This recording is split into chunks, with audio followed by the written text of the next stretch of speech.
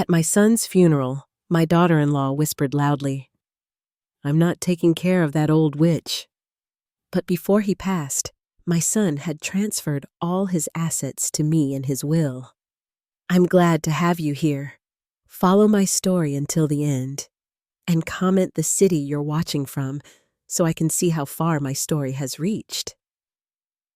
The funeral home smelled of lilies and grief. I stood beside my son's casket, my hand resting on the polished mahogany, trying to comprehend how Ethan, my strong, vibrant 36-year-old son, could be lying there so still. The doctor had called it a sudden cardiac arrest. "These things sometimes happen even to young, healthy people," he'd said, as if that explanation could fill the gaping hole now torn through my life. Friends and family drifted around me in a fog of black clothing and hushed voices.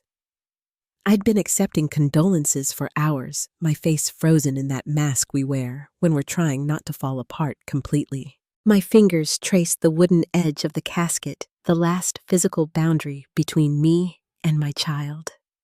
"Margaret, Mr. Collins." Ethan's attorney touched my elbow gently. "When you're ready, we need to discuss some matters." I nodded numbly. Nothing seemed to matter now.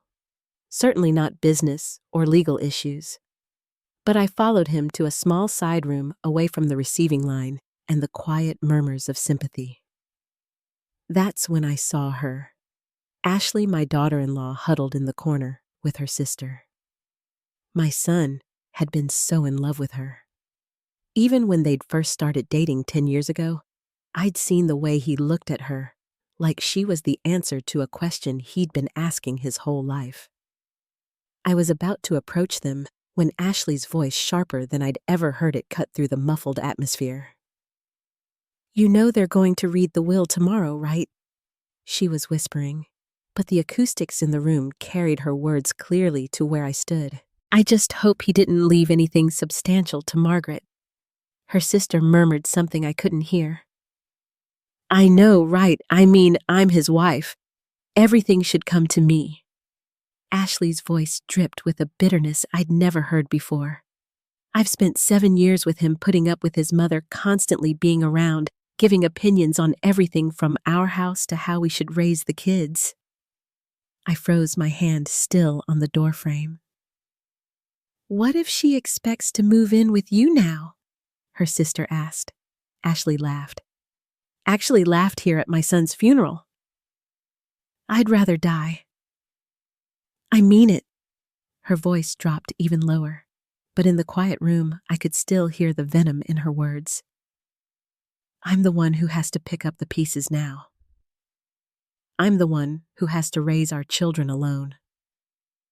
I'm sure as hell not going to care for that old Margaret too." The room spun. Old Margaret. Was that how she'd seen me all this time? The meddling, domineering mother-in-law. I'd tried so hard to be respectful of their marriage, to only offer help when asked. I'd watched my grandson 3 days a week so Ashley could continue her part-time job. I'd brought meals when Ethan had to work late. I thought we had a good relationship. "The key reading will be tomorrow at 1100 a.m. Mr. Collins was saying, unaware of what I just overheard. "I wanted to prepare you, Margaret. Ethan made some changes to his will recently."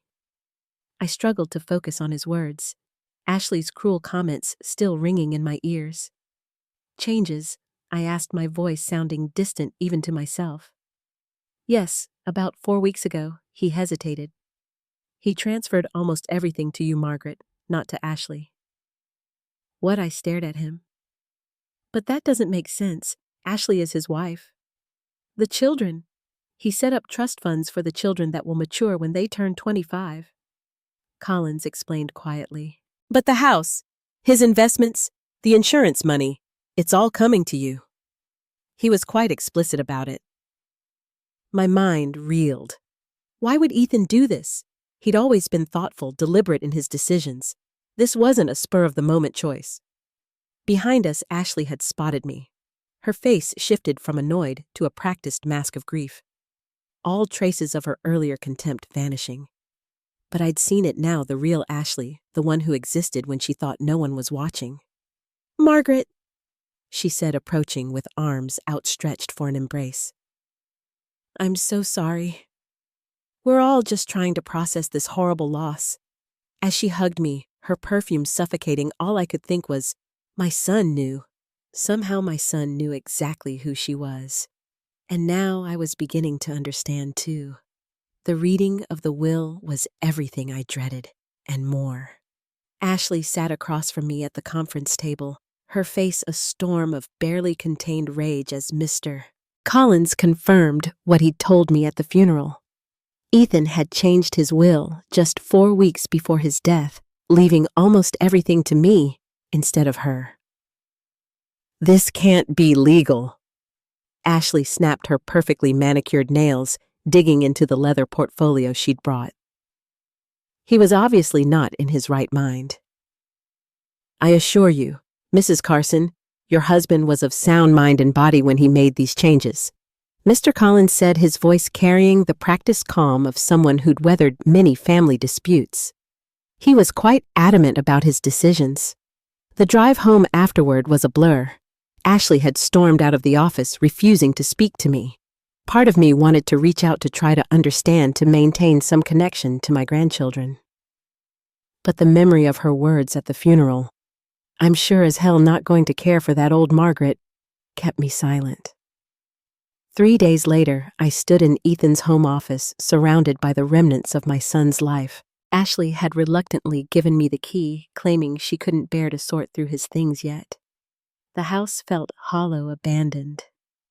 Though Ashley and the children still lived there, they'd gone to stay with her parents for a few days, giving me space to collect Ethan's personal effects. I ran my fingers along his desk, remembering how he'd sit here on Sunday afternoons when the children were napping, working on whatever project had captured his imagination that week. The leather chair still held the impression of his body. That's when I noticed the drawer slightly ajar, with a small key still in the lock. Ethan had always been meticulous about security. He wouldn't have left it unlocked unless... My hands trembled as I pulled the drawer open. Inside was a thick manila folder labeled simply "Financial Records." I shouldn't pry, I thought, but something compelled me to open it. What I found inside made my blood run cold. Credit card statements, loan applications, bank notices, dozens of them spanning the last 2 years. And paper-clipped to the front was a handwritten note in Ethan's neat, precise handwriting. "Mom, if you're reading this, I'm so sorry. I should have told you sooner." Tears blurred my vision as I sifted through the documents. The story they told was devastating. Ashley had been systematically draining their accounts for months, maybe years. Cash withdrawals at casinos, online gambling sites, luxury purchases returned for cash and loans. So many loans taken out in Ethan's name, some with interest rates that made me gasp.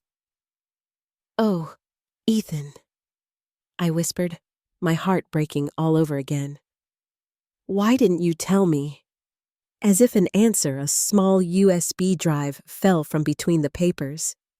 I plugged it into Ethan's computer and found a single video file dated just 4 weeks ago, the same time he'd changed his will.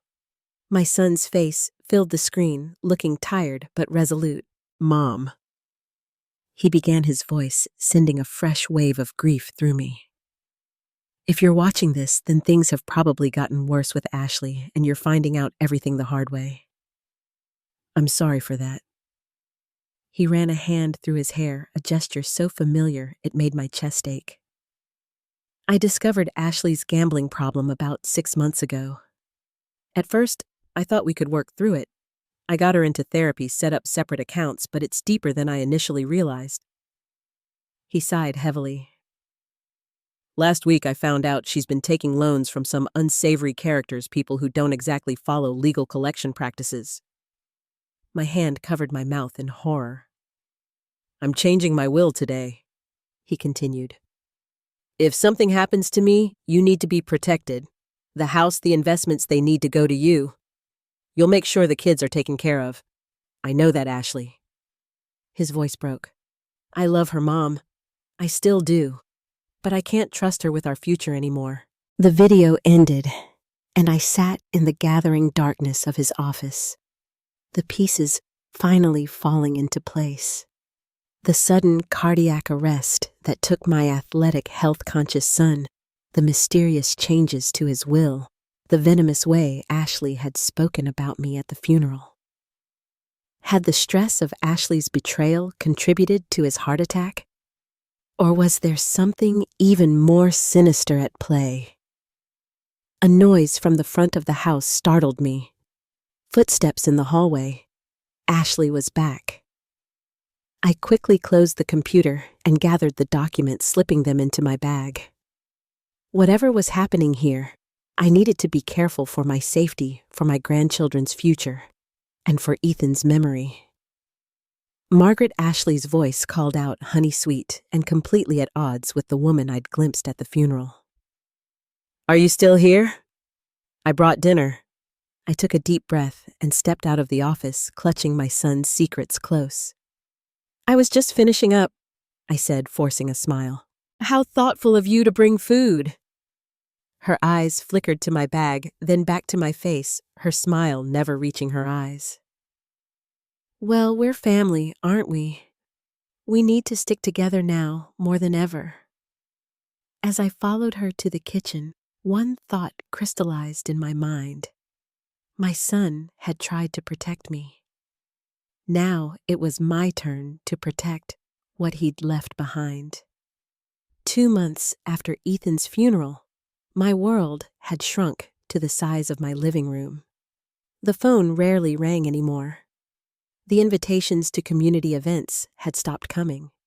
My weekly bridge club had regretfully informed me that they were restructuring the groups, and somehow there wasn't room for me anymore. I knew who was behind it all. Ashley had always been popular in our small community, charming, beautiful, and skilled at presenting herself as the perfect wife and mother. Now she was equally skilled at presenting herself as the grieving widow, cruelly deprived of her rightful inheritance by a greedy mother-in-law. "Did you hear what Margaret did to poor Ashley?" I'd overheard Mrs. Pembroke whispering to another woman at the grocery store last week, taking everything after Ethan died, leaving Ashley and those poor children with practically nothing. And after all, Ashley did caring for Margaret when she had that hip surgery last year. I'd abandoned my cart and left without the groceries. I needed my cheeks burning with humiliation. The narrative Ashley had spun bore no resemblance to reality. She'd visited me exactly twice during my recovery, both times with Ethan, but the community had embraced it wholly. Even worse was what she'd done with my grandchildren. Sophia, 10, and James, 7, had been the lights of my life. Before Ethan's death, I'd seen them 3 or 4 times a week. Now, my calls went unanswered, my messages unreturned. When I did manage to speak with them, they were distant and guarded. Last weekend, I'd finally confronted Ashley about it when she dropped the children off for a rare visit. "You'll only have them for 2 hours," she'd said, checking her watch. "I have to take them to a birthday party later." "Ashley, we need to talk about what's happening," I'd said, keeping my voice low so the children wouldn't hear from the backyard. "Why are you turning everyone against me? Why are you keeping the children away?" Her face had transformed, the pleasant mask slipping to reveal the cold calculation beneath. "I don't know what you're talking about, Margaret. Maybe people are just finally seeing you for who you really are. A controlling, selfish woman who couldn't let her son live his own life." "That's not true, and you know it," I'd protested. "Ethan changed his will because he discovered what you were doing with your gambling." She'd laughed, but I saw panic flash in her eyes. "Is that the story you're telling people now?" "My God, Margaret, listen to yourself. First, you steal my inheritance, now you're inventing addictions for me. No wonder nobody wants to be around you anymore." She'd stepped closer, her voice dropping to a menacing whisper. Let me make something perfectly clear. Those are my children. If you want to see them at all, you'll keep your crazy accusations to yourself, and you'll start transferring Ethan's assets back where they belong to me. That night, after they'd left, I'd sat alone in my kitchen, a cup of tea growing cold in front of me. The silence of the house pressed in from all sides. For the first time since Ethan died, I allowed myself to cry. Deep, racking sobs that left me gasping for breath. The isolation was working. I'd started to question myself, to wonder if I was the villain in this story. Maybe I had been too controlling. Maybe Ethan had changed his will for other reasons. Maybe Ashley's gambling wasn't as serious as I'd thought. The next morning, I found myself in Dr. Reynolds' office. He'd been our family doctor for 20 years, had watched Ethan grow from a teenager into a man. Surely he at least wouldn't have turned against me.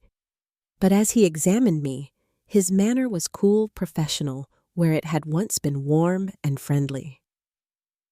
You seem anxious, Margaret, he said, making notes in my chart without meeting my eyes. Having trouble sleeping? Yes, I admitted. I've been under a lot of stress since Ethan died. He nodded, still not looking at me. Ashley mentioned she's concerned about your mental state, said you've been making some strange accusations, having trouble distinguishing fact from fiction. My blood ran cold. Ashley talked to you about me. She's worried, he said simply. She thinks you might be in the early stages of dementia. The paranoia, the mood swings, the irrational behavior with the will. I'm not. I struggled to find words, shocked by how thoroughly Ashley had poisoned even this relationship. Dr. Reynolds finally met my eyes. I'm prescribing you something for anxiety, and I'd like you to see a neurologist just to rule things out. I left with a prescription I had no intention of filling, and the crushing realization that Ashley was systematically destroying not just my reputation, but my credibility. If she succeeded in convincing people I was becoming mentally incompetent, what would stop her from challenging the will on those grounds? As I walked to my car, my phone buzzed with a text from an unfamiliar number. We need to talk about Ashley. Meet me at Maplewood Cafe tomorrow at 11:00. Come alone, Samantha. Ashley's sister wanted to meet me. My heart raced as I reread the message. After months of isolation, could I finally have found an ally? Maplewood Cafe sat on the edge of town, far enough away that Ashley and her friends weren't likely to spot me there. I arrived early, choosing a corner table with my back to the wall where I could see everyone who entered.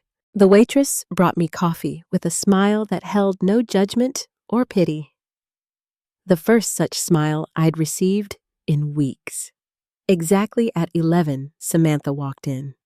She was Ashley's younger sister, but they couldn't have been more different. Where Ashley was polished and perfect, Samantha was natural and relaxed.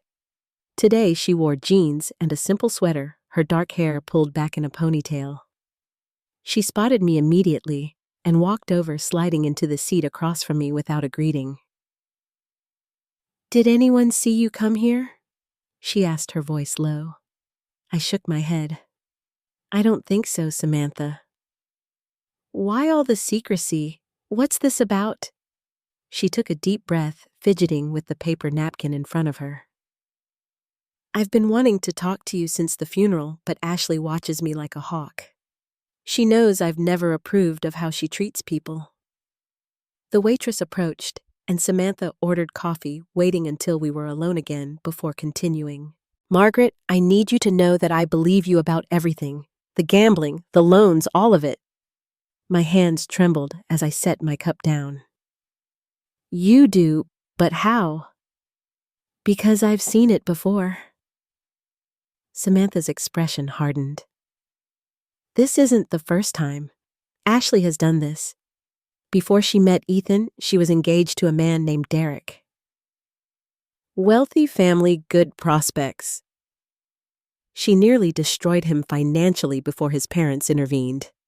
A dull roar filled my ears as Samantha continued explaining how Ashley had exhibited these patterns their entire lives, finding vulnerable people, charming them, then exploiting them for her own gain. "Our parents enabled it," Samantha said, disgust evident in her voice.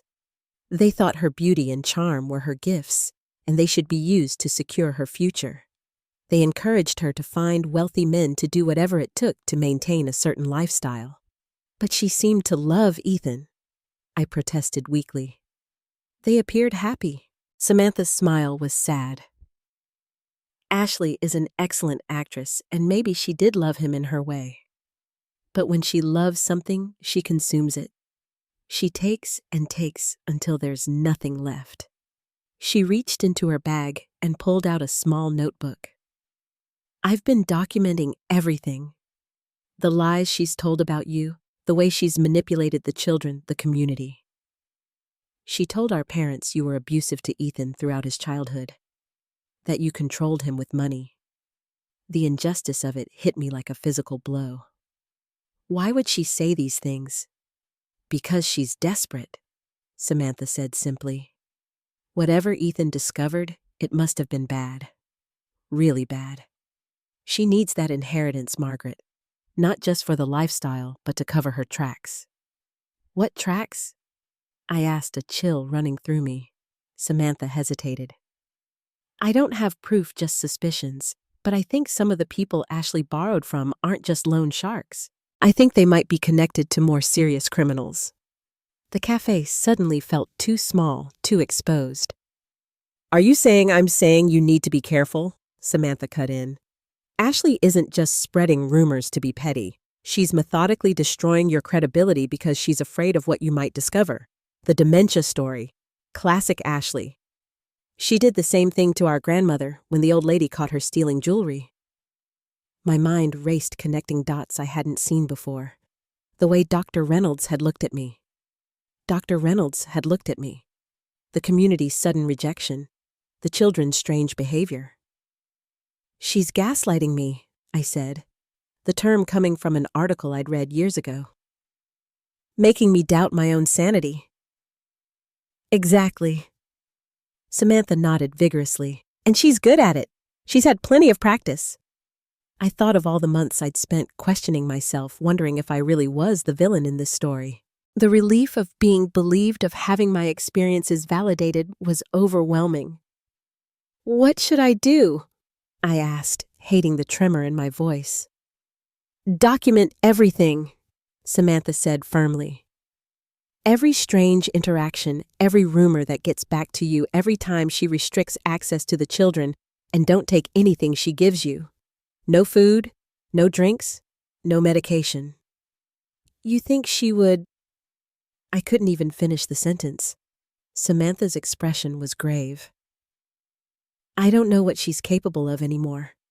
The Ashley I grew up with was manipulative and selfish, but I never thought she'd go this far. The pressure must be immense if she's taking these kinds of risks." She glanced at her watch. "I need to go. Ashley thinks I'm at the gym." She pulled out a burner phone and slid it across the table. "Use this to contact me. My number is the only one programmed in it. Don't use your regular phone. I wouldn't put it past her to have someone monitoring your calls." As she stood to leave, she hesitated, then reached out and squeezed my hand. "You're not crazy, Margaret. You're not the bad guy here. Remember that?" After she left, I sat for a long time clutching the phone she'd given me like a lifeline. For the first time in months, I felt a spark of something I'd almost forgotten. Hope. That evening, as I sorted through more of Ethan's papers, I found something I'd missed before. A small key taped to the back of his desk drawer with a note that simply said, "Story Storage Unit Number 23, Oak Ridge Storage." Whatever Ethan had discovered about Ashley, whatever had prompted him to change his will so drastically, the evidence might be sitting in that storage unit. Tomorrow, I would find out what my son had been hiding and what Ashley was so desperate to keep buried. As I held the key in my palm, a strange calm settled over me. The fog of grief and confusion was lifting, replaced by a clear sense of purpose. Ashley had underestimated me, treating me like a helpless old woman she could easily manipulate and discard. She was about to discover just how wrong she was. Oak Ridge Storage was a nondescript building on the edge of downtown. The kind of place you could drive past 100 times without noticing. The morning air was crisp as I pulled into the nearly empty parking lot, clutching Ethan's key in my hand. My heart pounded with anticipation and fear. What would I find inside? The facility manager barely glanced at my ID before directing me to unit number 23, a small storage space at the end of a dimly lit hallway. The lock turned with a satisfying click, and I pulled up the rolling metal door. Inside, neatly organized and labeled, were dozens of boxes. But what caught my eye immediately was a large whiteboard propped against the back wall, covered in Ethan's precise handwriting. It was a timeline stretching back 3 years, documenting Ashley's activities in meticulous detail. Cash withdrawals, casino visits, online gambling accounts, unexplained absences. Each entry was annotated with dates, amounts, and sometimes photographs. "Oh, Ethan," I whispered, tracing my fingers over his handwriting. "You were investigating her." One box was labeled simply evidence. Inside, I found bank statements, credit card bills, loan documents, all carefully organized. But it was the USB drive at the bottom that made my hands shake. I slipped it into my pocket, knowing I needed to review it somewhere private. The storage unit contained something else, a leather-bound journal. The first entry was dated 3 years ago, just after Sophia's 6th birthday. The final entry was dated 4 days before Ethan's death. "I confronted Ashley today," the last entry read. "Showed her what I found. She denied everything at first, then became hysterical. Says, I don't understand the pressure she's been under. She's right. I don't understand how anyone could gamble away our children's future, putting us in debt to the kind of people who make threats. She begged me not to tell anyone, especially not Mom. Said she'd get help, that we could work through this. I want to believe her. For the kids' sake, I need to believe her. But I've changed the will today, just in case. If anything happens to me, Mom will make sure the kids are protected." Tears blurred my vision as I closed the journal. Ethan had known everything and had confronted Ashley just 4 days before his sudden cardiac arrest. I spent hours in that storage unit photographing documents, reading through Ethan's notes, assembling the pieces of a puzzle I'd never wanted to solve. By the time I left slipping the most crucial evidence into my purse, I was a different woman than the one who had arrived that morning. The fog of grief and self-doubt had burned away, replaced by a cold, clear purpose. Ashley had to be stopped not just for me, but for my grandchildren. That afternoon, I called Samantha from the burner phone.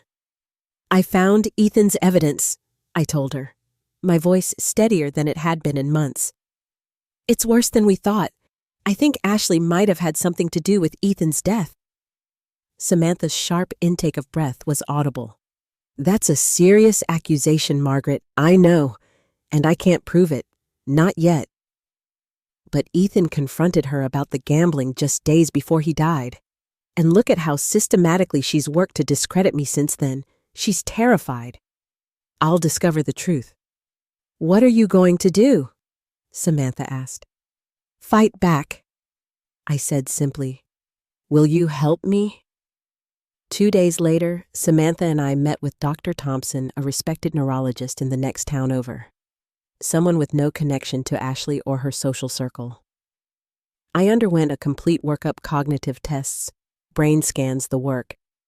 "Mrs. Carson, doctor," Thompson said when the results came back. "I can state with absolute certainty that you show no signs of dementia or cognitive impairment. In fact, your mental acuity is exceptional for a woman of any age." I asked for his findings in writing, which he provided, along with a statement addressing the concerns that had been raised about my mental state. Next, I hired a private investigator named Nathan, a referral from Samantha. He was expensive, but with access to Ethan's money, that was no longer a concern. "I need documentation of everything Ashley is doing," I told him. "The rumors she's spreading, the people she's meeting with, all of it. And I need to know who she borrowed money from." Meanwhile, I began rebuilding my social connections, starting with Linda, my oldest friend, who had withdrawn from me after hearing Ashley's rumors. "I've missed you," I said simply when she cautiously accepted my invitation to coffee. Linda looked uncomfortable. "I heard some things, Margaret, about how you treated Ethan about the will." I slid Dr. Thompson's report across the table. "Ashley has been telling people I have dementia. This proves I don't. She's also told people I was abusive to Ethan. I have decades of birthday cards, letters, and photographs that show otherwise." I met Linda's eyes. "She's destroying my reputation because she's afraid of what I know." Slowly, methodically, I began to reclaim my life. I joined a new bridge club in the neighboring town. I volunteered at the library, where the head librarian, who had never liked Ashley, welcomed me warmly. I started a blog documenting my journey as a widow, carefully writing about my grief without mentioning the darker currents beneath. Each small victory strengthened me.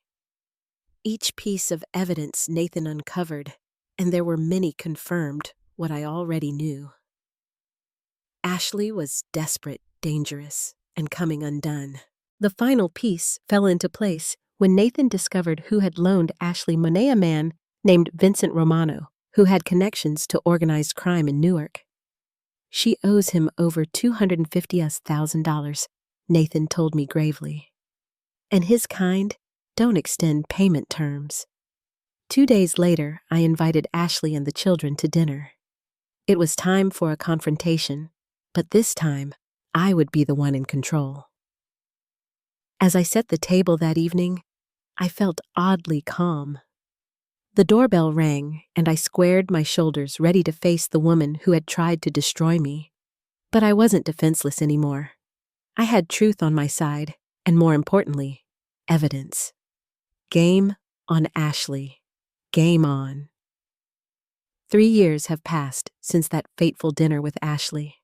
I still remember how she arrived at my house, all perfect makeup and forced smiles, the children trailing behind her. "Grandma!" Sophia had cried, running to hug me. At 10, she was still young enough to be openly affectionate.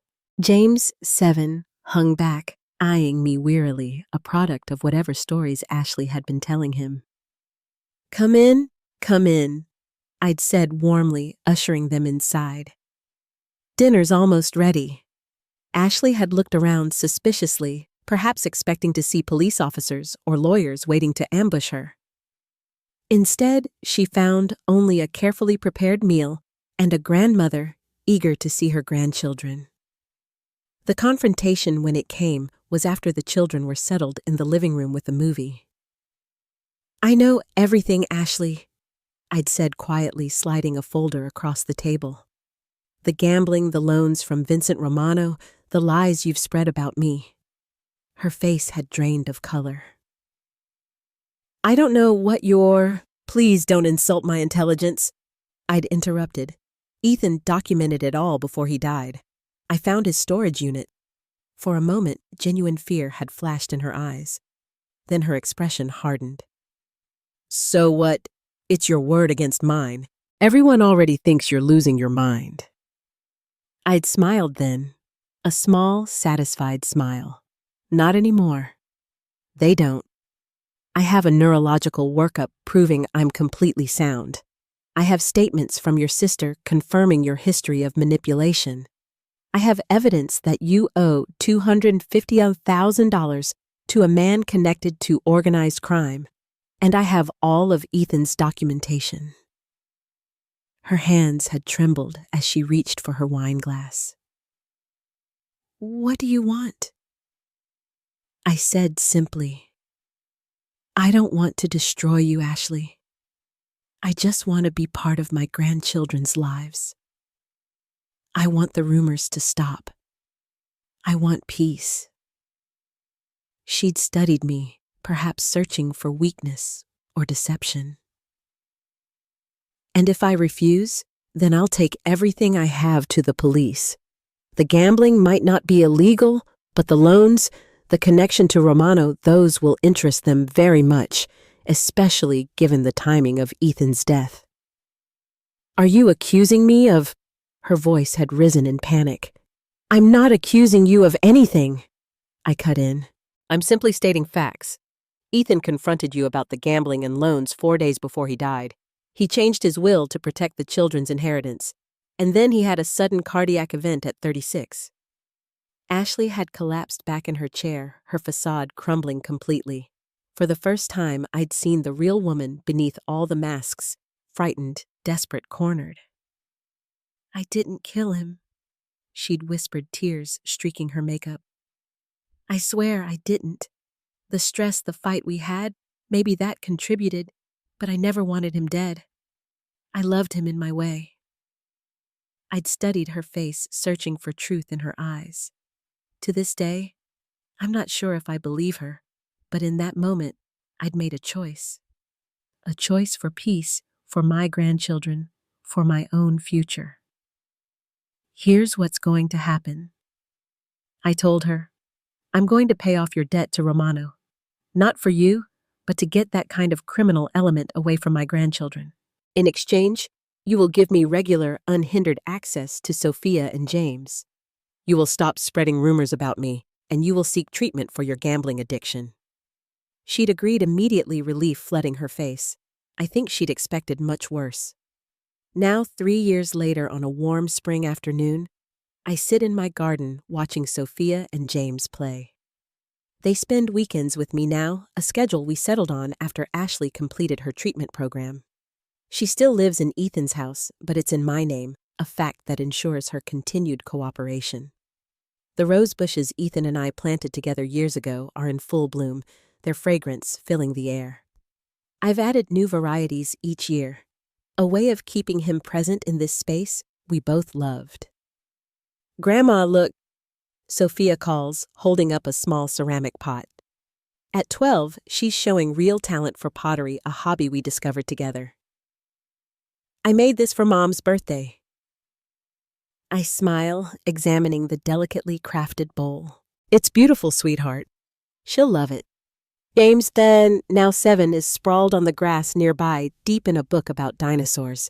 He looks so much like Ethan at that age that sometimes it catches my breath. Our relationship with Ashley remains complicated.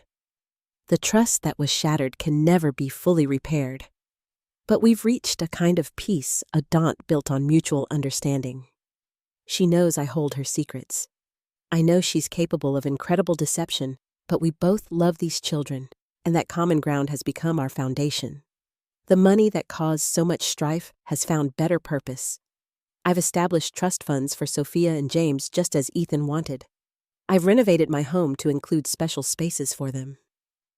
A pottery studio for Sophia, a reading nook for James, and I've set aside funds for Ashley's ongoing treatment, ensuring she can manage the addiction that nearly destroyed all our lives. Sometimes I wonder what Ethan would think of this arrangement. Would he approve of the compromise I reached with Ashley? Would he understand why I chose not to pursue the question of his death more aggressively? I like to believe he would. My son was always practical, always compassionate. He changed his will not out of vindictiveness, but out of love to protect what mattered most. Last week, I finally fulfilled a promise I'd made to Ethan years ago. We'd always talked about visiting Provence, France together, exploring the hills, the villages where our ancestors had lived. With Sophia and James beside me, I scattered a small portion of his ashes beneath an ancient olive tree, its silvery leaves shimmering in the breeze.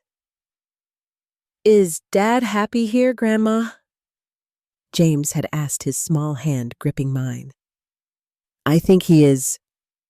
I'd answered, watching as the wind carried the ashes into the French countryside. But he's happiest knowing we're together, that we're taking care of each other. The children and I have started a new tradition. Each year, on Ethan's birthday, we plant something new in my garden. A tree, a rose bush, a bed of his favorite flowers.